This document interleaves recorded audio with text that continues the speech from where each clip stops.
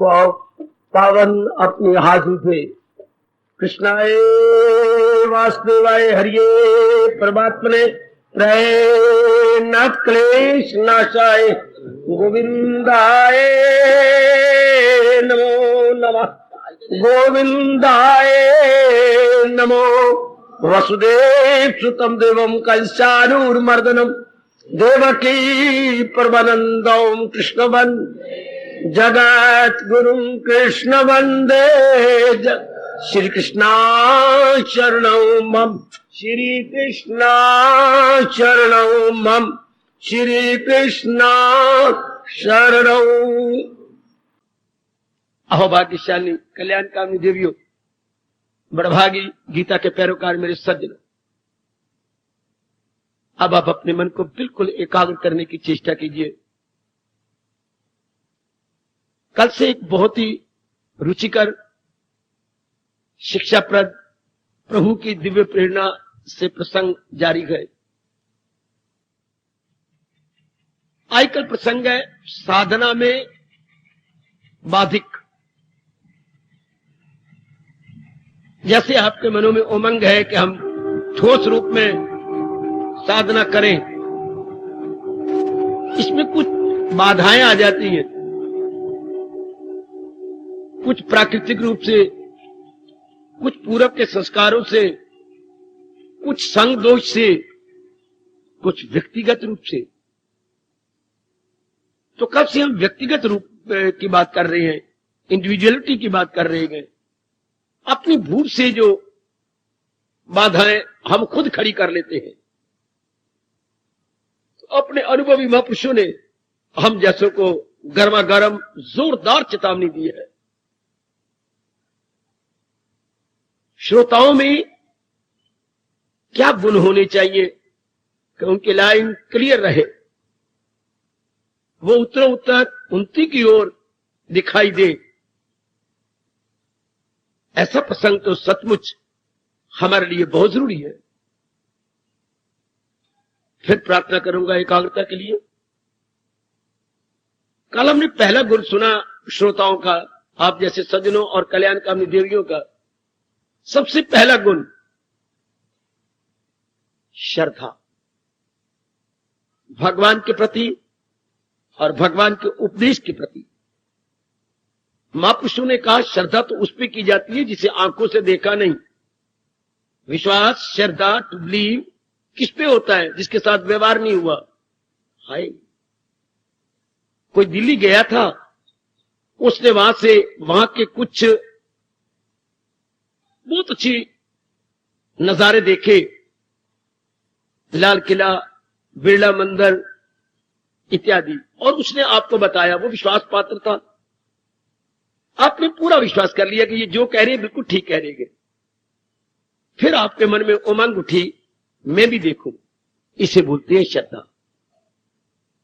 अनुभवी महापुरुष अपने सुख के बारे में, आराम के बारे में, आंतरिक स्थायी आनंद के बारे में, कहां से प्राप्त किया भगवान से, उनके बारे में जब बताती हैं, आप जैसे जिनमें सत्वगुण बड़ा होता है, विश्वास जमने लगता है। फिर आप संगत लगातार करती हैं, वो श्रद्धा बन जाती है। श्रद्धा बन जाने के बाद जी चाहता है कि ये अनुभव मेरा हो जाना चाहिए, ये मैं भी अनुभव अपने जीवन में ले आऊं। तो श्रद्धा कब, विश्वास कब? दूसरे के ऊपर दूसरा विश्वास पात्र होना चाहिए, यानी must be trustworthy. Her field में ऐसा ही है। मां बाप कितना खर्च करता है आपकी पढ़ाई पर आपको विश्वास होता है कि मैं कामयाब हो जाऊंगा, पर जरूरी तो नहीं मैं कामयाब हूं, पर विश्वास होता है। पानी की तरह रुपया बहा देती है आपके ऊपर। शादी पर देखो, अब 1.5 लाख खर्च आपने कहा किया मां बाप ने, तो विश्वास पर कि आगे कदर पाएगी। क्या ये गारंटी है? कोई गारंटी तो नहीं। अंधेरे में पत्थर मारने वाली बात है। जैसे डॉक्टर साहबान बैठे हो तो क्षमा करें, तजर्बा भी होता है बहुत ज्यादा, लेकिन दवाई ऐसी देते हैं जैसे अंधेरे में किसी ने पत्थर मार दिया। आपने डॉक्टर साहब को फर्क तो पड़ा नहीं, चलो और पत्थर मार देता हूं, चेंज कर देता हूं, तीसरे नंबर चौथे बार कोई तो लगेगी। तो विश्वास जिसको अभी देखा नहीं पर किसी पर विश्वास है। तो श्रद्धालु को आंखों देखी जैसी श्रद्धा होनी चाहिए कि जैसे, और यहां तो बात ही कुछ और हो गई। किसी संत पे नहीं विश्वास करना, वाह, किसी महात्मा पे नहीं विश्वास करना, वाह, तो यहां तो हम अपने भगवान की वाणी सुन रहे हैं। यहां तो प्रभु ने और भी कृपा कर दी। शायद मैं अपनी कोई बातें करता, मेरा तजर्बा पक्का ना होता, आपको क्या पता। शायद मैं बढ़ चढ़ के बातें बना जाता, आपको क्या पता मेरी आंतरिक अवस्था क्या है क्या नहीं। तो यहां तो हम गीता जी सुन रहे हैं, अपने नारायण पर विश्वास कर रहे हैं। मैं सिर्फ सरल शब्दों द्वारा समझाने की चेष्टा कर रहा हूं। या तो दुनिया बनाने वाले पर विश्वास है कि उन्होंने अपने श्रीमुख से क्या कहा, इसलिए पूरी श्रद्धा अपने इष्ट देव पर। या तो बात ही कुछ मेरे भगवान ने कृपा कर दी है, बात ही निराली बना दी है, अपने इष्ट देव पर श्रद्धा, ऐसी श्रद्धा कि अनन्यता आ जाए कि ये वो मन फिर कहीं और न लगने पाए। फिर हमारा कितना नजदीकी खून का प्यार का रिश्ता हो, उस पर फिर मन इतना न लगे। जाप करने का अर्थ क्या होता है, मैं आज फिर समझा दूं। जाप का मतलब होता है जो अपना मन हमने अनेक के साथ लगाया है, वो एक के साथ लगाने की चेष्टा करें, ये समझाते हुए क्या कि जिनके साथ मेरा प्यार है या मेरे मोह है, वो केवल भगवान के कारण से अपनी सत्ता रखते हैं। ध्यान देना, ये बड़ी अनमोल बात जो महापुरुष ने बताई। जाप का मतलब कि हमारी चारों ओर से मन भगवान में लगे। क्यों? जिन जिन में हमने मन लगा रखा है उनकी सत्ता तो भगवान के कारण से है। क्यों? ये महापुरुषों ने अनुभव करके हमें ये मंत्र दिया, त्वमेव माता च पिता त्वमेव बंधु च सखा त्वमेव विद्या द्रविणम त्वमेव सर्वम मम देव देव। तुम ही मेरे माता हो, तुम ही मेरे पिता हो। अब तुम ही मेरी माता का मतलब मां की जान प्राण किसके कारण से? भगवान जी के कारण से। भगवान जी अपनी शक्ति निकाल ले तो हम मां को मुर्दा कहते हैं, लाश कहते हैं। पिताजी से अगर वही शक्ति निकल जाए तो पिताजी का शरीर जड़ हो जाता है। जड़ तो अब भी है, पर भगवान के कारण, जैसे मेरे सिर पर ये सीलिंग फैन खूब रोटेशन ले रहा है, पर बिजली के करंट के कारण से इसके तीनों पर जो है पूरे पर साथ घूम रहे हैं। इस तरह हमारे पास एक इंसान के पास तीन पर हैं जो भगवान की शक्ति से घूम रहे हैं, बुद्धि, मन और तन। ये हमारे पास तीन पर है। कौन चला रहा है? भगवान की दिव्य शक्ति। अब इसको एकांत में बैठकर श्रद्धा करके बार बार सोचो, जिसके साथ आपका बड़ा प्यार है उस पर अप्लाई करो। को उसकी शरीर को चला कौन रहा है? भगवान जी। अगर भगवान ने अपनी शक्ति निकाल ली तो गांधी ना रहा, जवाहरलाल ना रहे, कई प्रेसिडेंट हमारे ना रहे, कई बड़े बड़े लीडर ना रहे। हमने अग्नि के सुपुर्द कर दिया। कब? जब भगवान ने अपनी दिव्य शक्ति निकाली। पिताजी अग्नि में डालने योग्य थे क्या? मां, पति, पत्नी, आपका इकलौता बेटा अग्नि के वाले करने योग्य था। क्या किया जाए? उस जड़ को क्या करें? अगर भगवान अपनी शक्ति निकाल ले, यही अब आपने एकांत में बैठ के विचार करना है कि जिनके कारण से इन सारे नजदीकी रिश्तों की महत्ता यानी इंपॉर्टेंस है, मैं उसी का नाम लेता हूं। जो अपने मुख से कह रहे हैं एक हिंदुओं का खुदा है, जो अपने मुख से कहता, वरना किसी मजहब का परमात्मा ने अपने मुख से नहीं कहा कि मैं हूं आत्मा बिल यकीन, जो है जानदारों के दिल में मकीन, वो सब हस्तियों को घुमाता रहे, वो माया का चक्कर चलाता रहे, ताकि आप गहराई में जाए एकांत में बैठकर। तो जिसको अटूट श्रद्धा है अपने भगवान पर, इतना न कहना भगवान के फरमान पर, फरमान को हम उपदेश कहेंगे, अधूरी श्रद्धा होगी अगर आपको मुझे भगवान पे श्रद्धा है, गलत। श्रोताओं में भगवान पर श्रद्धा तो हो, पर भगवान के उपदेश पे भी श्रद्धा हो, क्योंकि उपदेश रूपी सीढ़ी के द्वारा आप भगवान तक अपने आप को तलीन करेंगे। जैसे 2-4 मंजिला आपकी बिल्डिंग है तो साइड पर सीढ़ी लगी होती है, अब उसके द्वारा आप ऊपर जाते हैं, फिर दूसरी मंजिल, तीसरी, चौथी मंजिल पहुंच जाते हैं। इसी तरह भगवान के उपदेश के द्वारा हम महाराज जी के नजदीक मन को निर्मल करके, बुद्धि को सूक्ष्म करके, मन को निर्मल करके, बुद्धि को सूक्ष्म करके तलीन होने की कोशिश कर रहे हैं। भगवान आपके पुरुषार्थ को सफल करें। उपदेश के द्वारा समझाया गया एकाग्र रहना। जैसे हमने एक बरीक सुई है हमारे हाथ में, उसकी आंख बिल्कुल बरीक है, उसमें हमने धागा डालना है। धागा डालने की चेष्टा करती है लेकिन अंदर जाता ही नहीं, क्योंकि आंख बड़ी बरीक है। गुड। अब आपके पास क्या चाह रहा है? धागे को दो पपोटों के बीच में रख के इधर हम थोड़ी सी लब लगा लेते हैं। अब दो पपोटों में रख के उसको मरोड़ी देते हैं, उसको ट्विस्ट करते हैं। क्यों कर रहे हैं ऐसा? अगले सिरे को बारीक करने के लिए बार बार बार बार उसे मरोड़ी देंगे, अगला से देखते नहीं जाता, फिर ओह चला गया। इसी तरह मन बुद्धि को धार्मिक क्रियाओं से पवित्र किया जाता है ताकि भगवान की जात में तल्लीन हो जाए। ये जितनी भी हम धार्मिक क्रियाएं कर रहे हैं या आप करती हैं, एक ही जवाब मेरे से ले लो, अटूट श्रद्धा होगी तभी तो आप करेंगे। तो इसका रिएक्शन, इसकी प्रतिक्रिया मन और बुद्धि निर्मल विमल। मन होगा स्वच्छ और बुद्धि होगी सूक्ष्म। दोनों को जो हम निर्मल कहती हैं तो फिर भी मेरे जैसे थोड़ी सी व्याख्या कर देंगे। मन निर्मल होता है संस्कारों और विकारों से, और बुद्धि सूक्ष्म होती है। तो जब मन बिल्कुल निर्मल हो गया, संस्कार विकार मिट गए, तो मन अपने आप को बुद्धि में मिला देता है, जो कि मन बुद्धि का अंश है। शाबाश।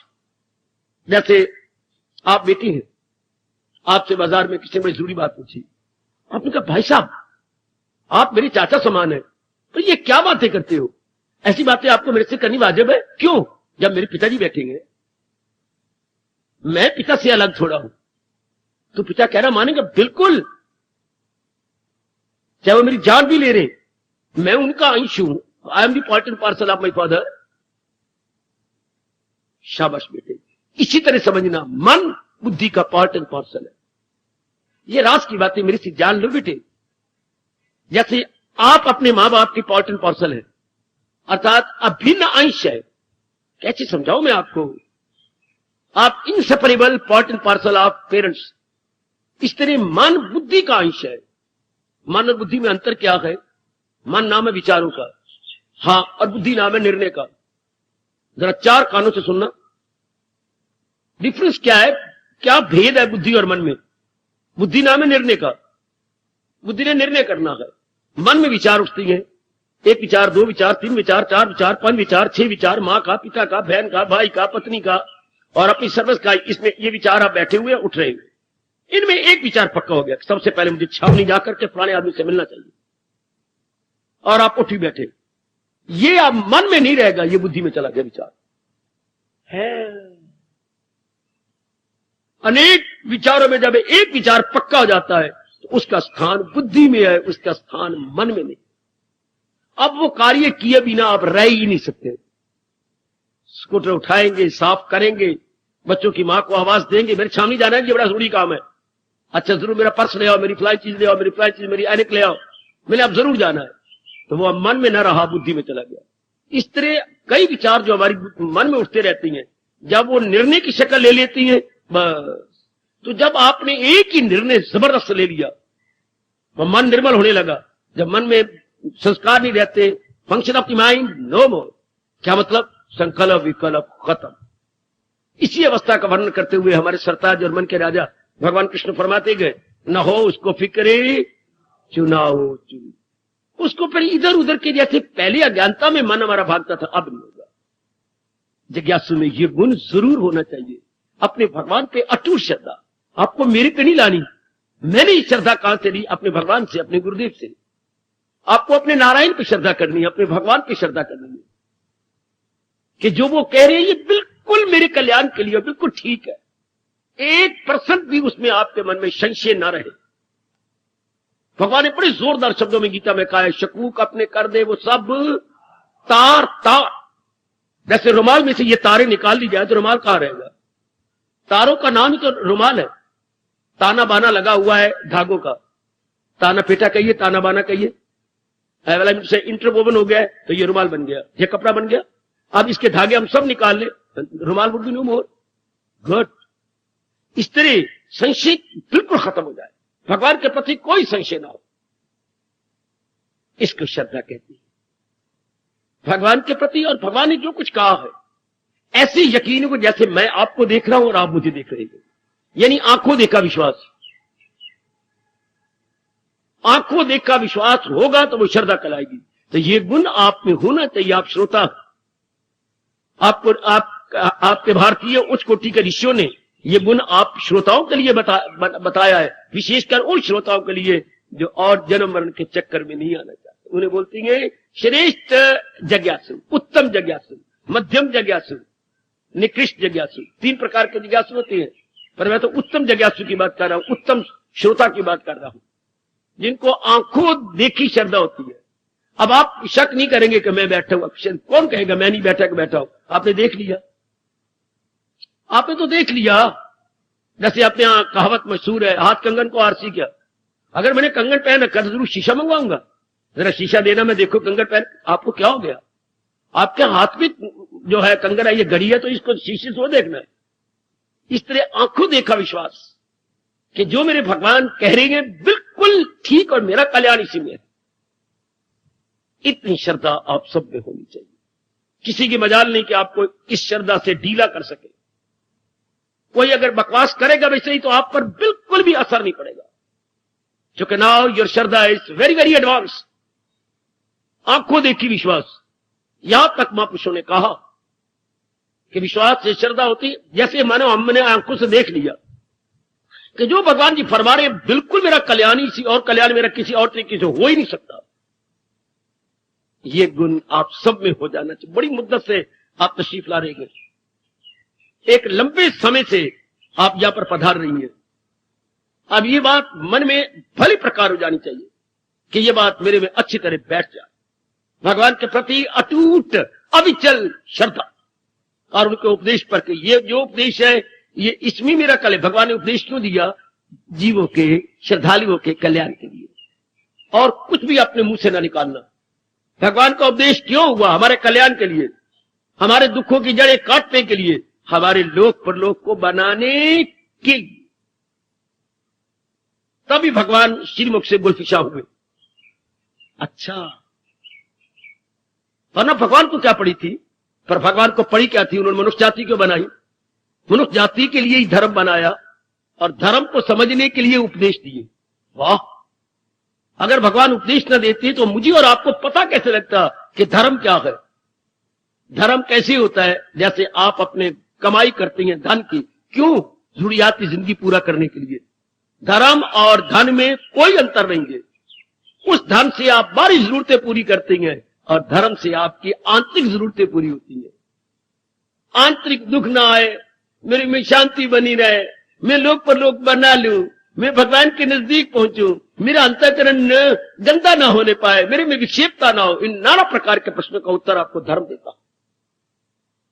वैदिक धर्म का काम भी यही है कि आपके अंतःकरण को और बुद्धि को निर्मल, विमल और स्वच्छ कर दे। हाँ, क्षमा करना, जैसे आपके घर में पानी काफी हो तो फिर आप पोछे नहीं लगाएंगे, झाड़ू नहीं लगाएंगे। बेटी आपकी पानी की बाल्टियां भरती जाएगी या पाइप का सिस्टम चल पड़ा, पाइप से मारते जाएंगे, आप झाड़ू मारते जाएंगे, तो क्या कमरे सफा सुंदर सफा हो गए। इस तरह धर्म का काम आपके अंतःकरण को सफा करना, संस्कारों और विकारों से धो देना है। ये तो कमबख्त और नरक के कीड़ों ने धर्म की आड़ में जुल्म किए, धर्म की आड़ में आपके गले काटे, धर्म की आड़ में भगवान को नाराज किया। वरना मजहब नहीं सिखाता गले काटना मारना, धर्म को नहीं सिखाता। धर्म तो अंतःकरण को निर्मल करता है। ये जो कुछ भी पंजाब में हुआ या इर्द गिर्द हुआ, उन्होंने अपनी तबाही लाई बुरी तरह। उस दयालु कृपालु भगवान को बहुत नाराज किया। धर्म की आड़ में धर्म कट्टरपना सिखाता है। धर्म तो इंसान को ब्रॉड माइंडेड सिखाता है। धर्म तो इंसान को दरिया दिल बना देता है। तो ये जो धर्म की आड़ में जो कुछ होती है, ये धर्म की आड़ में हुआ है, पर धर्म इटसेल्फ ये बातें नहीं सिखाता। धर्म तो इटसेल्फ हमें पुकार पुकार के कहता है सबकी भलाई में कहां है। हर एक धर्म मजहब का जिसकी पहुंच भगवान तक हो गई वो यही बोलेगा। अगर ऋषियों की पहुंच भगवान तक हुई और समाधि से उठे, उन्होंने क्या बोला? सर्वे भवन्तु सुखिनः। हे दाता, जो मैंने अनुभव किया है, ये तेरे नाना प्रकार के जीव तेरे कारण से सुखी रहे। जो भी जिसकी रसाई भगवान तक हो गई। अच्छा, अगर वो जीवन में ढाले तो पर वो तो अपना उल्लू सीधा करने के लिए धर्म की आड़ लेते हैं, वरना धर्म तो सबके साथ प्यार सिखाता है। हमारे भगवान ने एक नहीं गीता में 2 बार कहा, 5वां अध्याय 12वां अध्याय, सबकी सर्वे भवन्तु सुखिनः, अजी नहीं सर्वभूत हिते रतः। और यह हमारे यहां चलता रहता है, सर्वे भवन्तु सुखिनः, परमात्मा तेरे बनाए हुए जीव सारे सुखी रहे। धर्म का मतलब यही है। तो ऐसी अटूट श्रद्धा अपने भगवान पर। देवियों का कल्याण इसी जन्म में कर जाना है, तो आंखों देखा विश्वास, आंखों देखी श्रद्धा। ऐसा भले ही भगवान का दर्शन ना हुए हो, पर उपदेश के दर्शन तो हुए हैं जरूर। उपदेश को समझा तो हमने गए, कोई शक नहीं। तो उपदेश मैंने कहा सीढ़ी है महाराज जी की जात पे तलीन हो जाने के लिए, अपने कल्याण करने के लिए, अपने अंतःकरण को निर्मल करने के लिए। तभी तो गीता जी में भगवान वाच हुआ। भगवान को क्या जरूरत थी भगवान वाच करने की? इंद्रवाच होता तो कोई कामना होती, विष्णुवाच होता, शंकरवाच होता, ब्रह्मावाच होता तो कोई काम। तो भगवान नारायण जो अपने आप में कंप्लीट सत्ता है, ब्रह्मा विष्णु में इस भगवान के साथ कंप्लीट है। अपने आप में वो कहते हैं हम कंप्लीट नहीं, अगर नारायण हमारे साथ है तो हम कंप्लीट है। शाबाश। अपने आप में वो कंप्लीट नहीं बोलते कि अगर वो हमारे साथ हैं तब, जब भी कोई संकट पड़ा तो नारायण के पास भागे भागे गए। शाबाश। तो जब जीव के मन के अंदर ये भावना बन जाती है और ये भावना दृढ़ हो जाती है, ये श्रोताओं में गुण होना चाहिए कि मेरी श्रद्धा कोई डुला नहीं सकता, तस से मस में नहीं हो सकता। भगवान के उपदेश पर मेरी इतनी श्रद्धा हो चुकी है। ये उपदेश है ही जीवों के कल्याण के लिए, जीवों के भलाई के लिए। भगवान ने जब भगवान को पीछा हुए तो हमारे ऐसा समझ लो हमारे कल्याण के लिए, हमारी बेहतरी और हमारी भला। और जब अगर ये बात ना होती तो सारी गीता सुनाने के बाद ये ना कहते सुनेगा ना मेरी जो अहंकार से तबाही में जाएगा पिंदा से। भगवान ही कह सकते, कोई संत महात्मा औलिया पीर पैगंबर नहीं कह सकता। वो अहंकारी बन जाएगा अगर ये शब्द कहेगा। भगवान ने अहंकार नहीं प्रकट किया, भगवान ने सिद्धांत प्रकट किया। इसको हम सिद्धांत कहेंगे कि भगवान के अनुसार जीवन बनाने वाला अपना कल्याण कर जाएगा, और अहंकार रख के भगवान की परवाह न करने वाला भगवान का कुछ नहीं बिगाड़ेगा, अपनी बुद्धि और अपने लोग पर लोग दोनों को बिगाड़ देगा, दोनों को तबाह। वो ख्वाहिश का बंदा गुनाहगार गए, हयात उसकी दुनिया में बेकार। ऐसी श्रद्धा हो जानी चाहिए। आप श्रोता है ना, मेरे प्रभु की, मेरे इष्टदेव जी की वाणी बड़ी श्रद्धा और प्रेम पूर्वक ऐसे एकाग्रता से भरे हुए वातावरण में श्रवण करते गए। अटूट श्रद्धा। यह हर एक का अपना अपना विषय गए, मैं बड़ा विस्तार से कर चुका हूं, सिर्फ दोहराई कर रहा हूं जो आज के दिन तशरीफ लाते हैं। अटूट श्रद्धा। मुद्दत से आप तशरीफ ला रहे, इतने एकांत में आप आ रहे, कुर्बानी करके आप आती हैं। नारी का चौला और आजकल इतने एकांत में, ये नहीं कि घर से निकला और बाहर बंदा रहे और बैठ गए, खास कुर्बानी करके इतना समय आप लगाते हैं। अटूट श्रद्धा अपने इष्ट देव के प्रति। और वाणी को समझिए, ये एक सीढ़ी है भगवान की जात में तलीन करने के लिए। वाणी के लिए यूं कहा करे, अंदर वड़ के पौड़ी चढ़ के तू नजारा देख ले, येड़ा सारे जगदा वाली और शाम प्यारा देख ले। किसके द्वारा? वाणी के द्वारा। भगवान के दिव्य अनुपम एवं अद्वितीय उपदेश के माध्यम से हम अपनी ये दिव्य कामना, शुभ पवित्र कामना पूरी कर पाएंगे। किसी ने किसी द्वारा अपना कल्याण कर रहे हो, हमें कोई कांटे नहीं चुभते, हमें कोई आपत्ति नहीं है, बड़ी अच्छी बात है। लेकिन हमारा कल्याण तो उपदेश के बिना हो नहीं सकता। अगर हो जाता तो भगवान हमें उपदेश ना देते, मुझे या ना आपके लिए बिठाते, मैं आज कहीं कल कहीं परसों कहीं चक्कर काटता हुआ दिखाई देता। केवल आपके लिए ही वाणी सुना रही है, तो आपका कल्याण केवल वाणी से होना, ऐसी अपने मन में धारणा बनाइए। ऐसी मान्यता आपके मन में हो जानी चाहिए कि हमारा कल्याण वाणी से होना है। तभी तो एक को बिठा रखा है, एक को आपके लिए रिजर्व कर दिया है, क्योंकि आपका कल्याण वाणी से होना। कभी आपने गिड़गिड़ाए होंगे और भगवान की वाणी मांगी होगी, तो भगवान इस जन्म में वो पूरी करवा रही है। मेरे अहोभाग्य कि मेरे द्वारा हो रही है, मेरी बड़ी अच्छी किस्मत कि भगवान ने मुझे चुना अपनी वाणी के प्रचार के लिए। बहुत ही अच्छी किस्मत। करछी कुछ ना खाए और इतना हलवा बांटे आपको, लेकर खुद क्या हिंदी तो हो जाती है, चिकनी तो हो जाती है।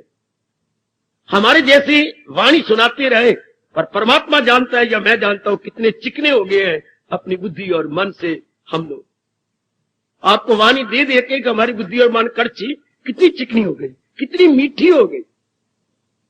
परमात्मा करे आप वाणी की कदर करें, जो कि इसी माध्यम से आपने अपना कल्याण करना है। इतनी श्रद्धा हर एक देवी के मन में हो जानी चाहिए। यह पहला गुण है, this is the first requisite. इसको आपने पूरा करना है।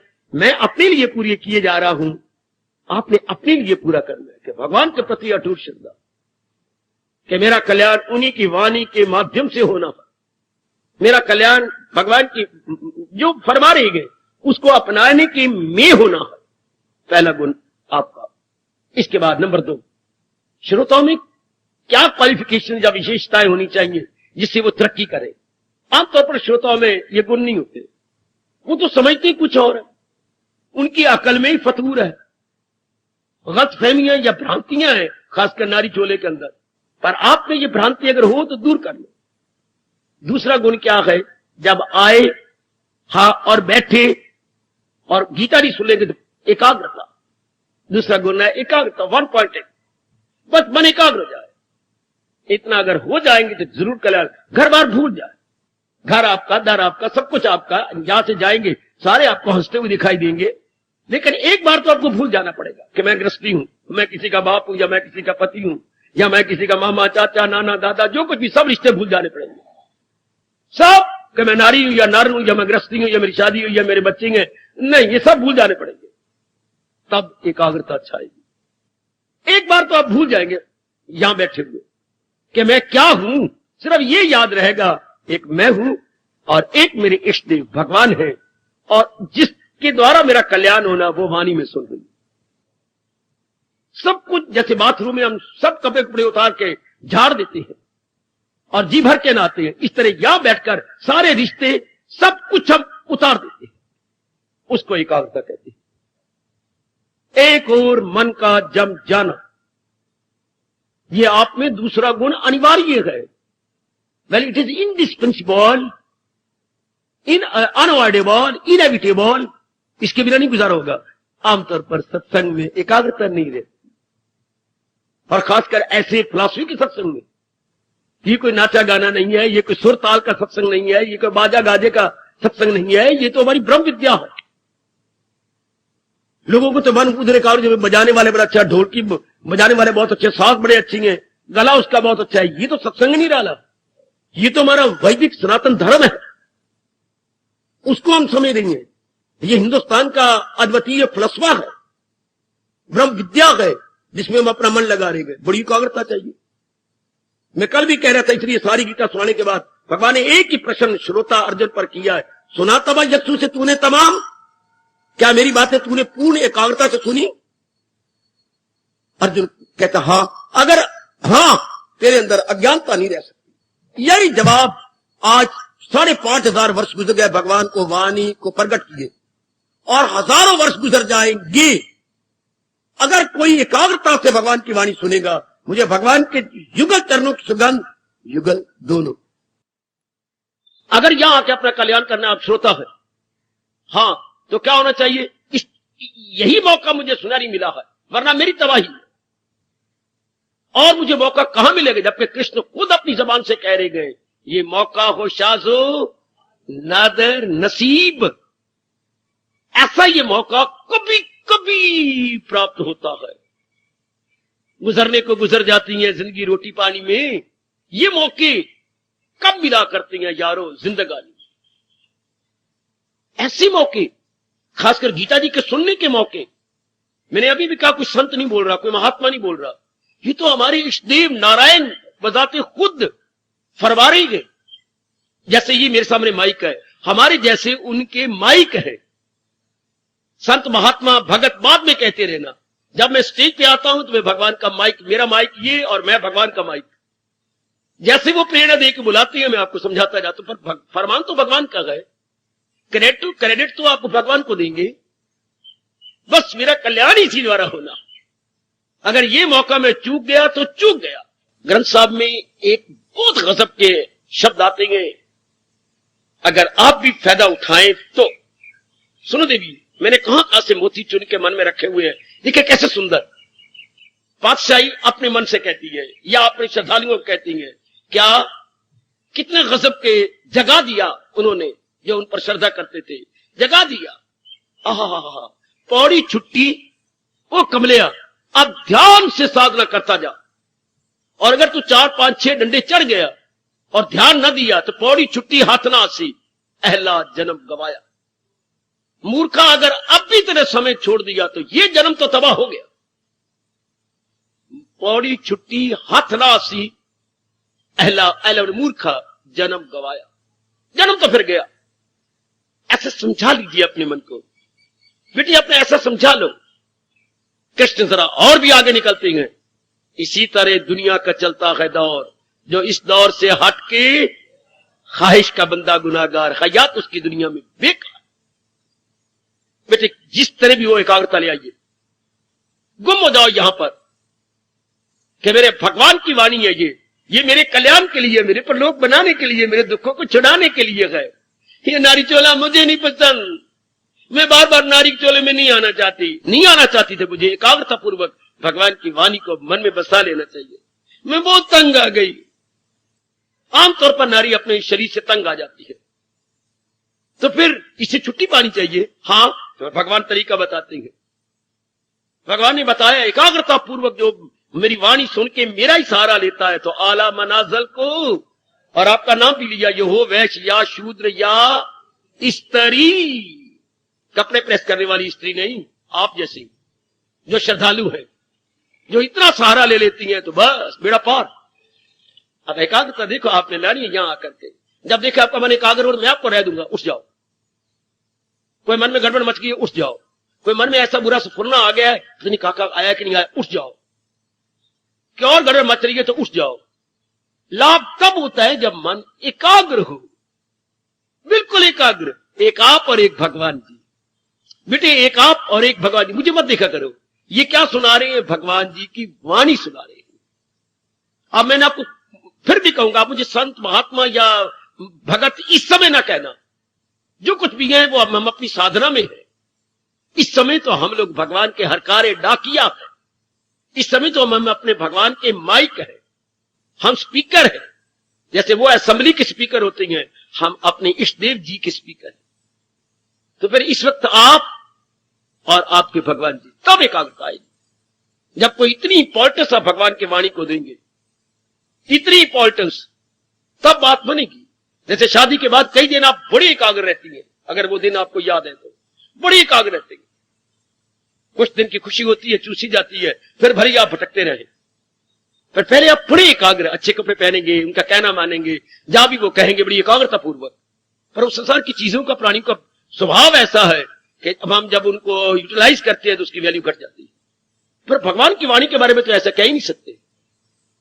अभी देखिए 5,500 वर्ष मैंने कहा भगवान की वाणी को प्रकट हुए, इसकी तरोताजगी में कोई भी अंतर आया हो तो देख लीजिए, कितनी तरोताजगी है इसके अंदर।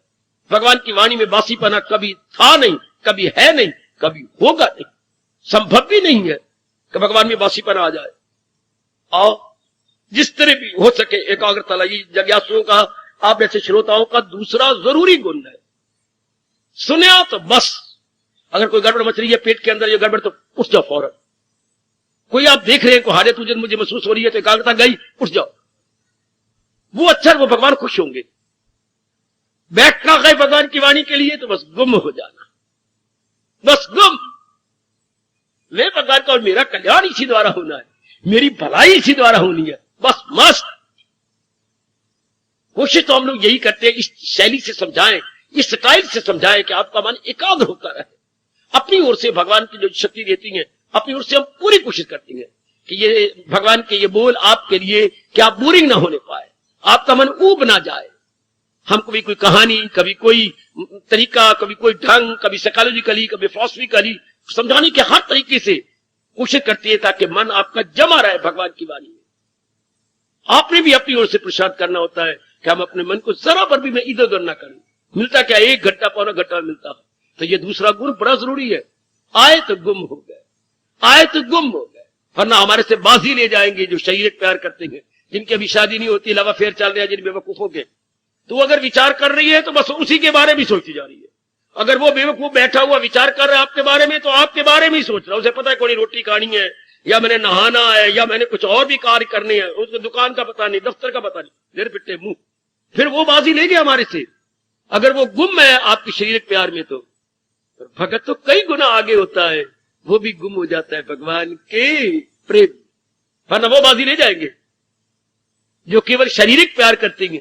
और आप तो दिव्य प्रेम कर रहे हैं अपने लोग पर लोग बनाने के लिए। कमान और निरीक्षण कीजिए अपना, अपने अंदर गोता मारिए, इतनी एकाग्रता मेरे में है तो, नहीं तो शेम क्यों, मैं तो अपने कल्याण के लिए आती हूं। फिर अपना मन को मुझे मजबूर तो नहीं किया गया कि मैं भगवान की वाणी सुनूं, मैं तो वॉलंटरीली यहां पर आती हूं, स्वयं भागा भागा आता हूं। फिर एकाग्रता हो जानी चाहिए लाजमी तौर पर। नंबर 3, श्रोताओं में कौन सा गुण होता है? मननशील होते हैं। मनन क्या होती है? किसी चुभ गई बात पर विचार करना। मन से बना है मनन, मन का काम है विचार करना। अब उसमें तो मां और ना, और इसमें 2 ना लगे पड़ेंगे। मनन, मनन क्या? जो मन में कोई बात घर कर गई, 1 घंटा आप सुनते हैं, तो कुछ एक बातें जो बात में आपको घर करेगी, शायद दूसरे को ना करे, दूसरे को तीसरे की, तो कोई ना कोई बात हर एक को घर कर, या तशरीफ ले लाते।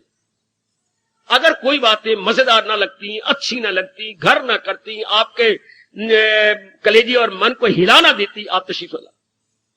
तो जो हिला देती हैं बातें, जो मन को चुप जाती हैं, उस पर मनन करना चाहिए। साथ लगाया शील, अर्थात आपका स्वभाव बन जाता है। क्या श्रोता मननशील हो जाती है? अर्थात वो चुभी हुई बात को विचार किए बिना रह ही नहीं सकते।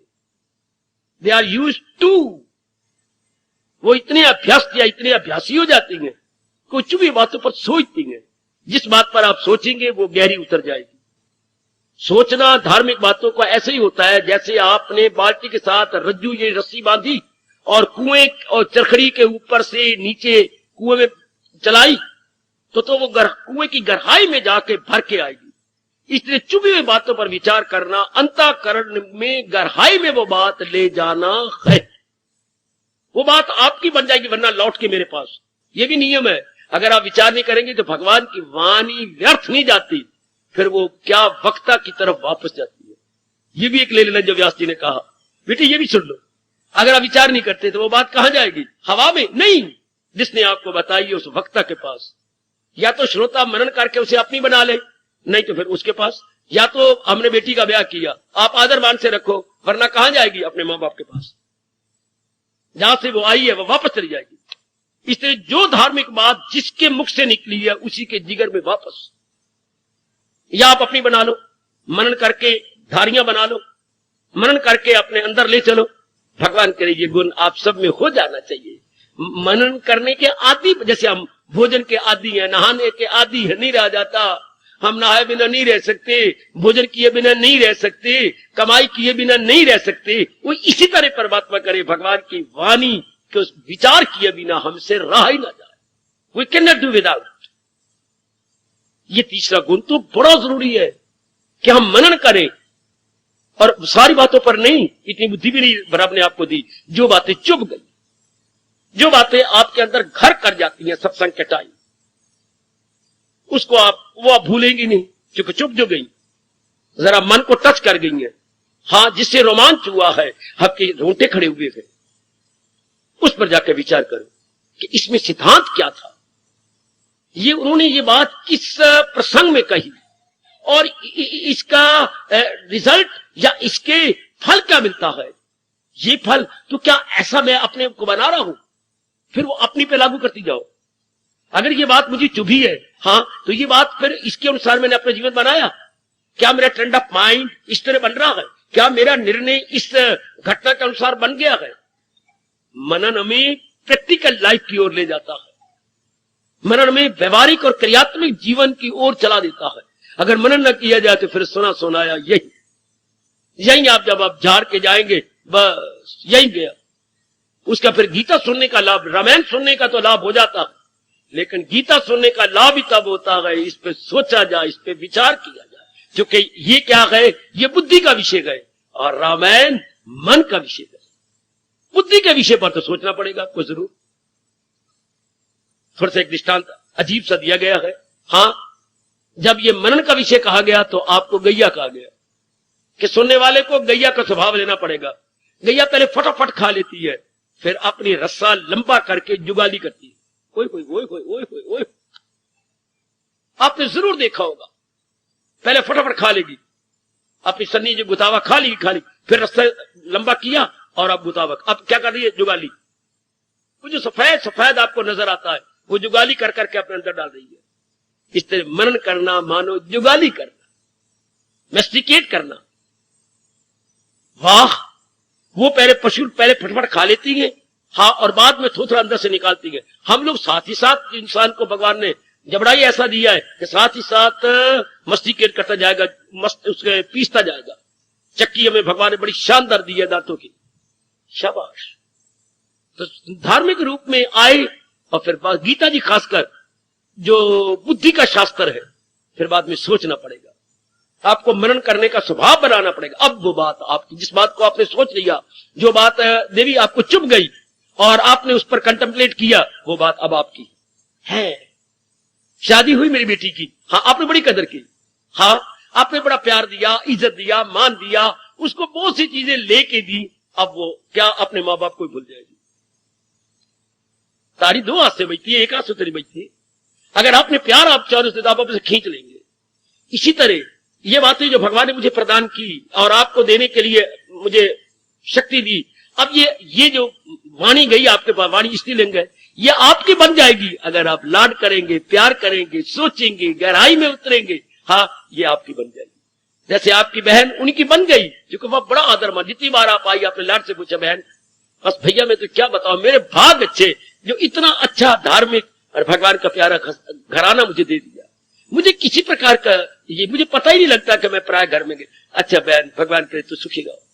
ये इस तरह वाणी मेरे मुख से निकली तो आपने कदर की, आपने उस पर मनन किया, आपने विचार किया और अपना व्यवहारिक जीवन वैसा बनाया और अब वो आपकी हुई। अब आपको छोड़ेगी नहीं वो वाणी, वो आपकी बन जाएगी। तो ये तीसरा गुण मननशीलता का जरूर होना चाहिए। जरूर विचार करो।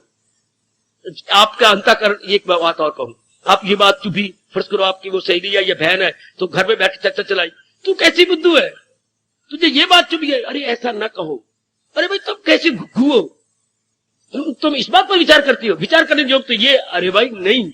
हर एक के अंतःकरण का स्तर यानी स्टैंडर्ड अलग अलग है। आपका जो सतार है उसका नहीं, जो उसका सतार है वो आपका नहीं, इसलिए उसको कोई बात चुभ गई, आपको कोई बात चुभ गई।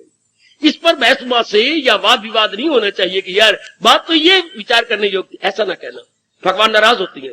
भाई उसको तो अपने अंतःकरण के अनुसार बात चुभेगी ना। आपका अंतःकरण जरा हाई स्टैंडर्ड पर है, उसका जरा भी लो है, इसलिए उसे छोटी छोटी बातें प्यारी लगती हैं, आपको जरा ऊंची बात जो ज्ञान से भरपूर थी वो प्यारी लगी। अच्छा, बच्चे को तो दूध अच्छा लगेगा, बच्चे की जो बहन है उसे मलाई अच्छी लगेगी, और आप जो रिष्ट पुष्ट है आपको तो माखन अच्छा लगेगा। अब अपने अपने हमारी सेहत है ना, बच्चे को अगर मलाई दी तो उल्टी आ जाएगी, वो हजम ही नहीं कर सकेगा, मलाई के लिए आजमा चाहिए, वो बहन कर देती है।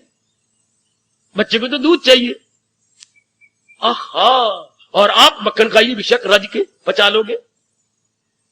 इसी तरह हर एक को हर एक बात सत्संग में नहीं चुप सकती, चाहे एक ही भगवान की बात है, एक ही गीता है और एक ही स्पीकर है सुनाने वाला, पर हमें हमारा अंतःकरण जो अलग अलग है, अंतःकरण का स्तर जो हमारा भिन्न प्रकार का है।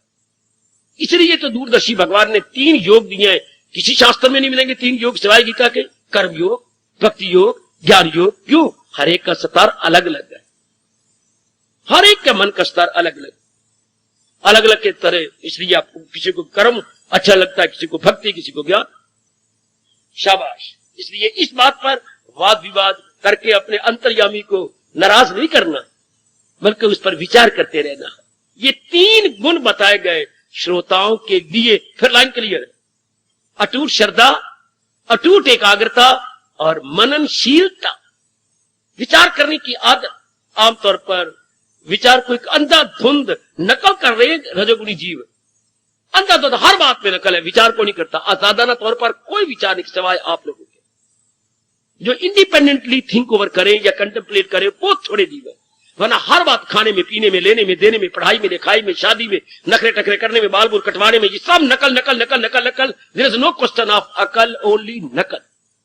यहां जब आप आती हैं ना, यहां हमें अकल की जरूरत है, यहां हमें बुद्धि की जरूरत है, और वो भी लोगों की तरह बुद्धि वाली नहीं, आजादाना तौर पर विचार करने वाली बुद्धि। कृष्ण की गीता ने तो अनेकों की बुद्धियों को का विकास करके रख दिया। जिनकी बुद्धि का विकास नहीं होता वे सत्संग छोड़ देते हैं,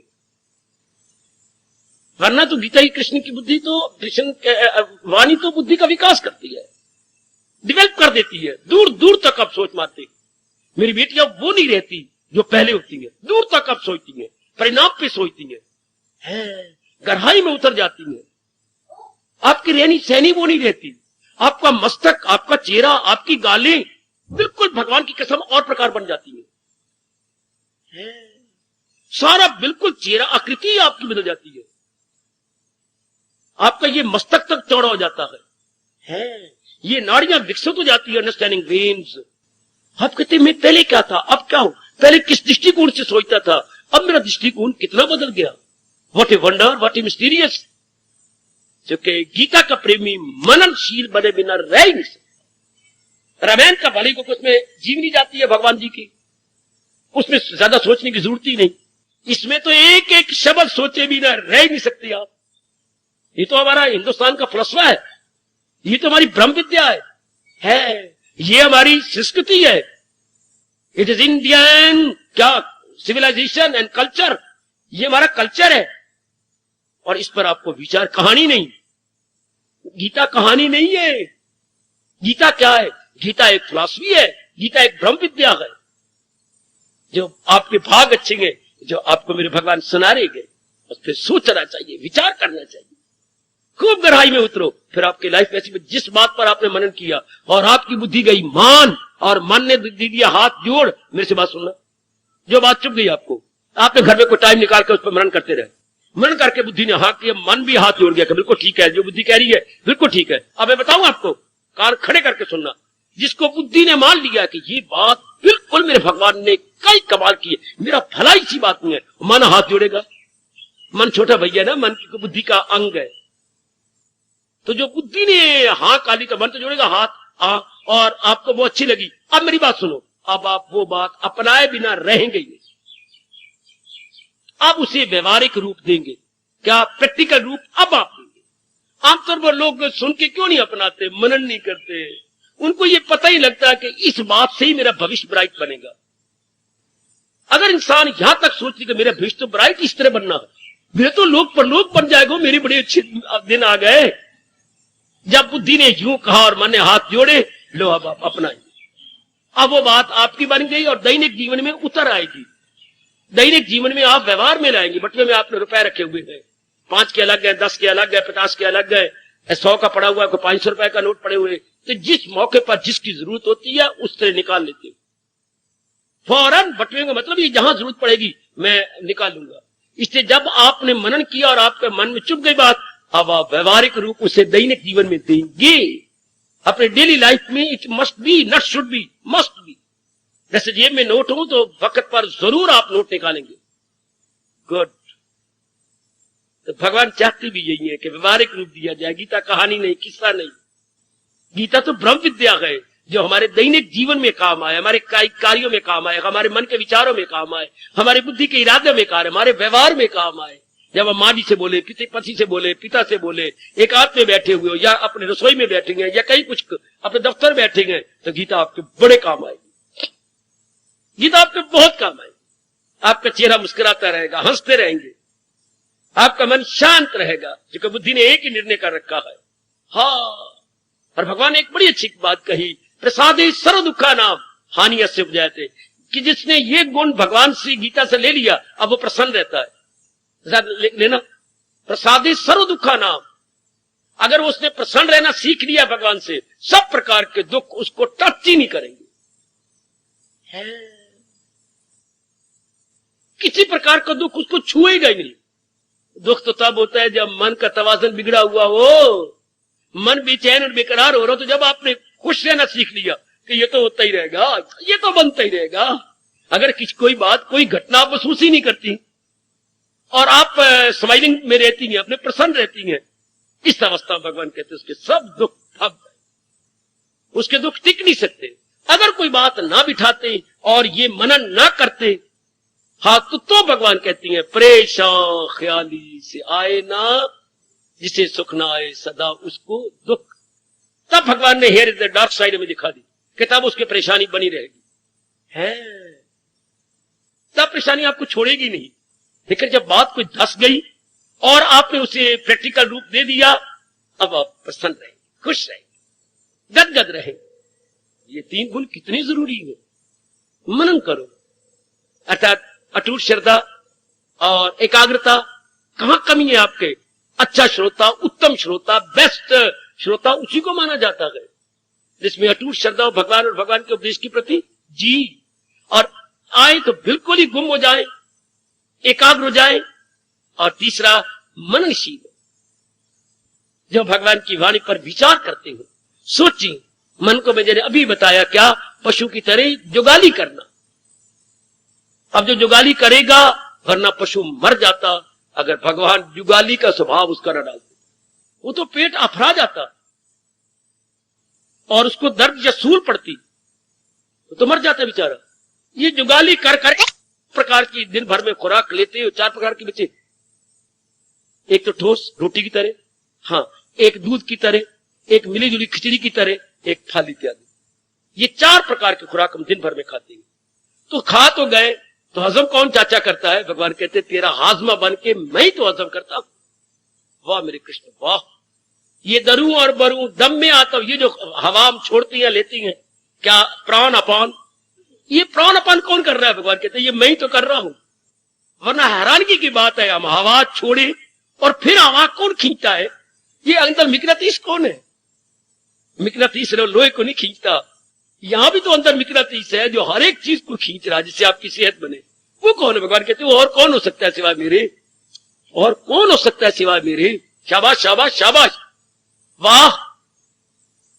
बड़े ध्यान के साथ सोचो, अगर आपका स्वभाव नहीं बना, मैं देखता हूं कि अनेकों का स्वभाव मनन का नहीं बना हुआ, अनेकों का स्वभाव तो बन गया, श्रद्धा भी है आप में। अच्छा, पूरी एकाग्रता तो नहीं मैं कह सकता, कईयों तो पूरी एकाग्रता है नो डाउट, लेकिन कईयों में पूरी एकाग्रता नहीं होती, और मनन तो बहुत थोड़े करती हैं। फिर इसको पिकअप कर लो फौरन।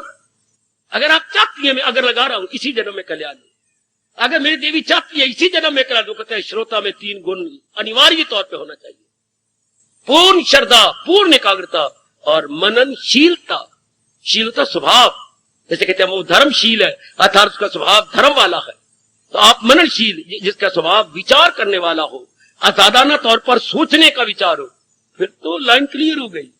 फिर तो जो आप सुनेंगे बात आपकी बन जाएगी, और जो बात आपकी बनेगी उसे आप अपनाने में लग जाएंगे, तो बाकी कसर क्या रहेगी? बहुत अंतःकरण निर्मल, निर्मल अंतःकरण तलीन हो गया भगवान की जात में। ये हमारे में त्रुटियां होती है, फिर क्या बन गया? हम खुद ही बाधा बन गए अपने ही रास्ते में। ओए होए, हम खुद ही बाधा बन गए, खुद ही। यही तो व्यास जी कहती हैं कि जब बाधाओं पर विचार करो कि इस मार्ग में बाधाएं क्या है, तो इंडिविजुअली भी सोचो। व्यक्तिगत बाधा से हम कहेंगे, व्यक्तिगत अपने इंडिविजुअल अपने तौर से बाधा, कि मैं खुद ही तो बाधा नहीं हूं, मैं खुद तो अपने साथ नहीं कहीं वह कमा रही। ये 3 गुण होंगे तो बस फिर तो बात बन गई, फिर तो आपकी प्रैक्टिकल लाइफ बनेगी, फिर तो आपका व्यवहारिक जीवन बना बना बना जरूर बना। अगर नहीं तो फिर अपने साथ वह कमाओगे। आ गया, विचार नहीं करना, एकाग्रता नहीं रहनी, मन इधर उधर भागता रहना है, फिर नहीं बात बनेगी। फिर मैं आपको स्पष्ट कह रहा हूं, उसको 3rd क्लास कहा गया श्रोता, बिल्कुल 3rd क्लास, अच्छा नहीं होता। फिर तो कई जन्म लगे, पर आपका दिल करता है मैं अपना कल्याण कर लूं। नारी चोले में मैं आई, मेरे प्रभु ने मुझे बड़ा अच्छा मौका दिया, मैं अपना कल्याण करूं। तो 3 गुण आप में यूं चमके जैसे हमारे उत्तर की ओर ध्रुव तारा चमकता है रात्रि को। ध्रुव तारा हमेशा उत्तर में रहता है, अर्थात ऑलवेज टू द नॉर्थ, तो ये चमकता रहता है। ये 3 गुण भी हमारे साधना के गगन पर चमके, खूब दमक, इसकी चमक दमक बनी रहे। तो प्रसाद कीजिए, जिस भी गुण में आप देखते हैं कि मेरे में कमी है तो प्रसाद कीजिए, वरना आप अपने साथ वैर कमाएंगे। फिर महापुरुषों ने एक ताना मारा है, हाय बड़ा बड़ा बड़ा रोमांचकारी ताना है, जिनके अंदर 3 गुण नहीं होते फिर भी सत्संग सुनते रहती हैं, आती रहती हैं और पुरुषार्थ नहीं करती हैं 3 गुणों को चमकाने के लिए, फिर बाद में पश्चाताप करती हैं जब मौका नहीं मिलता, या सत्संग बंद हो जाता है, या खुद बीमारी हो जाती है और अब आप आ नहीं सकती यहाँ पर, या कोई और दुर्घटना हो जाती है, फिर बड़ा पश्चाताप होता है, बहुत पश्चाताप होता है। ऐसों के लिए कवि कहता है, हाय सब कुछ लुटा के होश में आए तो क्या किया, सारा कुछ तो गवा बैठे और फिर होश ठिकाने आने लगी। सब कुछ लुटा के होश में आए तो क्या किया, दिन में अगर चिराग जलाए तो क्या किया। चिराग तो जलने थे रात्रि को और आपने दिन में जला बैठे, अब रात्रि का अंधेरा कैसे दूर होगा। खुद ही अपने हाथों से लगाई आग और अपने ही दामन से आग बुझाने लगे तो क्या किया। पहले आग क्यों लगाई, खुद ही घर को लगाई अपने हाथों से आग, अब अपने दामन से आग बुझाई तो क्या किया। अब खुद ही अपने दामन से आग बुझाने जा रहे तो लगाई क्यों। ऐसा ना हो कि बाद में पछताना पड़े। अभी से ही आप अपना स्वभाव मननशीलता का बना लीजिएगा। अभी से मेरी दीदियां अपना स्वभाव बना लेके मैंने सोचना है, विचार करना है, जो विचार किया गया अब आप अपनाने लग जाओगे। अब बिना अपनाए तो अब रह सकती नहीं, कदापि नहीं। अगर कनक पिस के घर में आ गई तो पकाए बिना क्या आप रहोगी। हाँ, अगर कनक रूप में है तो फिर तो बड़ा मुश्किल है। फिर कब तक कनक को भून करके और चक्की में पीस के दलिया खिलाओगे बच्चों को। 1 दिन 2 दिन 3 दिन, आखिर तो कनक पिसानी पड़ेगी जरूर।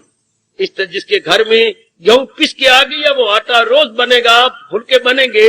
जो रोज मनन करती है उसके दैनिक जीवन में वो वाणी अपनाई जाएगी।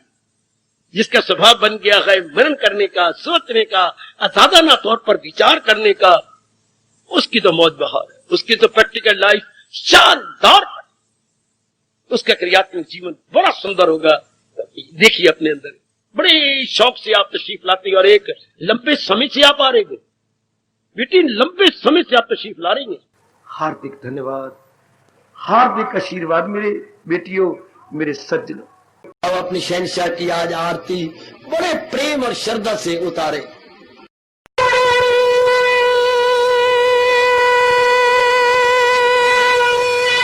ओम जय जगदीश जय हरे स्वामी जय दीना लात हरे भगत दास जनों के अवगुण